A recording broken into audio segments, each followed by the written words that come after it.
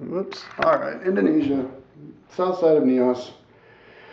I stayed at one bungalow, and then I went to another bungalow for a little bit because it was closer, a little bit closer to the waves, and um, I was in a room, and then I decided to go back to the original one that I stayed in, and the next day, the bungalow that I was staying in completely burned down to the ground. So that was kind of lucky of me. And these two little monkeys that were next to me, unfortunately, they were tied up and they burned down also. The people who had the original bungalow bought a monkey, and they tied it in front of where I lived for a while, and so I played with him, and he'd be in my room, but he wasn't really, I don't know if I can recommend having a monkey because they jump on top of you, and he was trying to poke my eyes out, and he was scratching me and biting me, and yeah, he was cute though. And oh, and for 4 days we rented a boat or chartered a boat with a few of these American kids to do these other waves to surf on. But I had burnt. It was when I first got there, but I had burnt my nose when I did that canoe trip around Lake Toba. I forgot to bring sunscreen. I guess I was at the equator, and to the point where my whole nose was a scab, and even both of my legs completely boiled up in these big like bubbles of water. And so I pretty much couldn't surf. I surfed maybe a little bit of one day, and I had to stay inside because my nose was raw. But then we went to these other islands and we swam around, and it was fun. In this phosphorescence, when you move your hand, it all lights up. And we were on this little beach, and there were lots of all the rocks were moving around because they were all crab shells. It's pretty trippy. And then we went back to Nias. I ended up being there for a month and a half surfing, and then I rode my bike back to the original town. I took the boat in, rode the boat back. But I didn't ride my bike across Sumatra again because I had already done that trip. So I just threw my bike on the roof and took the bus back. I probably should have, if I had to do it again, I probably should have just ridden my bike, continued south in Sumatra and climbed to the top of one of this active volcano. But I decided to go back because I wanted to see Kuala Lumpur. So I went back and I rode my bike into Kuala Lumpur, and I saw the highest building in the world at the time, went to the top of this tower next to it. But Kuala Lumpur, I guess, is a big city, but it didn't look very big to me. It's one of those cities that's populated but isn't large. And then I tried to ride my bike from Kuala Lumpur down to Singapore, but it was only highway, which was illegal for bikes. And I couldn't find any frontage road, so I had to take the bus all the way to Singapore. Well, to the border of Singapore, because Singapore officially is its own country. So then I rode my bike like at midnight all the way across Singapore, and I was riding it for 4 hours, trying to look for the central Singapore city. But I kept getting like veered off in the wrong exit or something, and then I finally kind of decided to just camp out in some grassy patch. And I saw a mattress, so I laid on top of the mattress and slept there, and got up, and I ended up realizing I was right next to the main city. So I went down there, and the Indian section got a room for a couple of days. Singapore is a very interesting place because it's very clean. The roads, everything's immaculate. So I felt like I was in a first world country. And but it was still pretty well priced. It was like $8 a night for the hotel I was in. And I took a bus ride all over the whole city just to look at it. For some reason, I didn't feel like riding my bike. I don't know. I'm not like that now. I'd ride my bike any day now. For example, it's weird. When I was in Korea, when I was living in Seoul for 5.5 months, I didn't ride my bike around at all. Only when my brother was there. It was weird. I took the bus.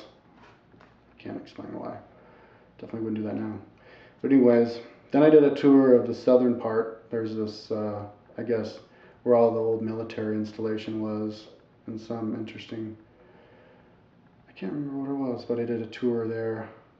So I was there for maybe 4 days, and then I took the boat down to Batam, a small island in Indonesia. And Indonesia, on this island, Indonesia is a third world country, like as poor as anything, the poorest country in Asia. It's kind of like Africa, really poor. Yet on Batam, you look north and you can see the skyscrapers of Singapore, which must have been really bizarre for the Indonesians because they could never go there. They didn't know anything of first world, yet they can actually see the huge towers of the first world. So I stopped there, and there was a girl there who's like invited me to go up to her house. So I went up with her to her house, or she told me where her house was, because I stayed at a hotel the first night, and then so I walked up to the top of some hill, and I saw these ladies living in a hut, the most basic hut you can imagine, made out of toothpicks basically, and then their outhouse was like a few feet away, and they were really, they brought me to their house, and they wanted me to stay with them, and but they looked really kind of ratty, and so I was like, oh no thanks. And so I went over to this girl's house, and I was hanging out with her family. The whole family was there, and just, I guess, asking me questions basically the whole time, interviewing me. And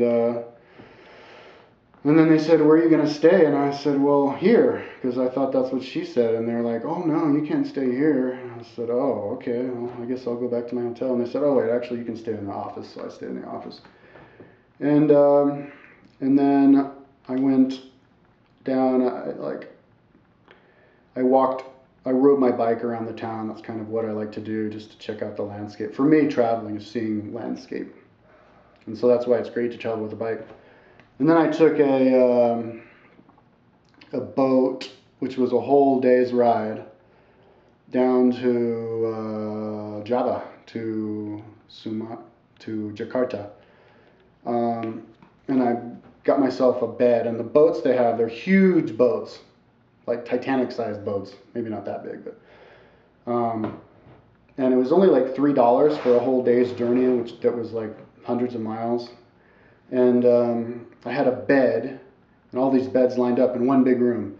And it was next to a cop and his buddies. And Indonesians were really friendly and really happy and outgoing and really welcoming. And so I was like hanging out with them. Like they like to kind of, I guess because I was a tourist, wherever you go, anywhere you go, pretty much, you're really popular. Just being American or a tourist, everybody wants to hang out with you. And so I hung out with them, and I think it was like a whole day's trip. Got to Jakarta, and then rode my bike. I was getting stoned, I think, on the boat. I think I would like go out. I don't know if I did on that trip, but I think I like rode off on the side of the road and got high, and then I rode my bike from where the boat was to the center of Jakarta. There's this big tower, and just to the north of it was a hostel. I think I found it from like the Lonely Planet book or something. But it was really fun riding there because it was in the middle of some like rush hour with all these little tuk-tuks just jam-packed together, not going anywhere. And I was on my bike just zooming, zigzagging through everybody.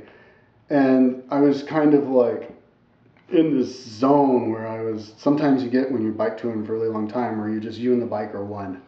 And I was just zooming in and out. It was really fun passing everybody. It was like there was no traffic for me. It's like time stops for everybody else, but for you, it really keeps going. And so I went to this hotel room, and I got this room in a hotel, in this like bunk in some hotel room, and went to sleep, and I got up. I remember I woke up on my bunk bed.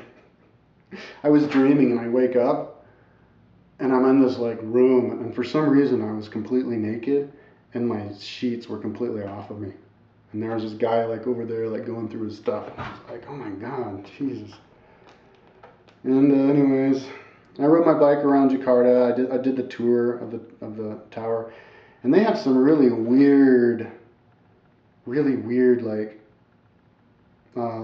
spatial customs there. Like I know in like Italy it's like that. I was in Rome waiting to get on as an American, we actually have this thing called space, your personal space, and the subway comes up, and then I was waiting right where the subway door opened, but these two other Italians went in before me, and then I went in, because I guess there's not nearly as much personal space in Europe, but with Indonesia it's even worse. But I guess I'll continue that in the next video.